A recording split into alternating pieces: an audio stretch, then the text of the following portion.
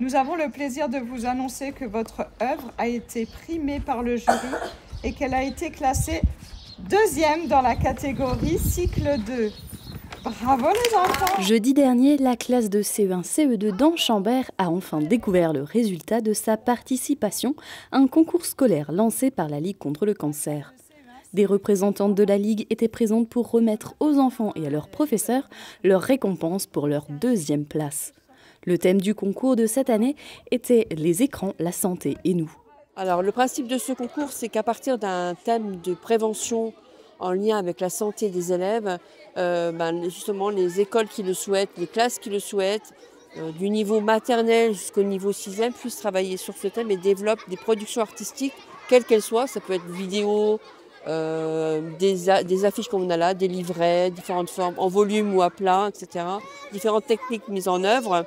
Et on s'est dit qu'il fallait travailler et sensibiliser le jeune public justement à la difficulté de la gestion des écrans.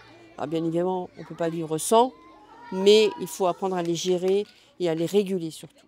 Les enfants ont travaillé sur la place des écrans dans leur vie quotidienne et pour traduire leurs conclusions à propos de la consommation de courtes vidéos sur les réseaux sociaux, ils ont réalisé une affiche.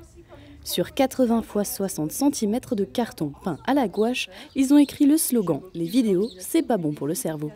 Leur professeur a souhaité les faire participer suite à un constat. Le fait de se rendre compte aussi que les enfants sont de moins en moins concentrés, ont un vocabulaire qui s'appauvrit, ne trouvent plus nécessairement d'activités alternatives aux écrans.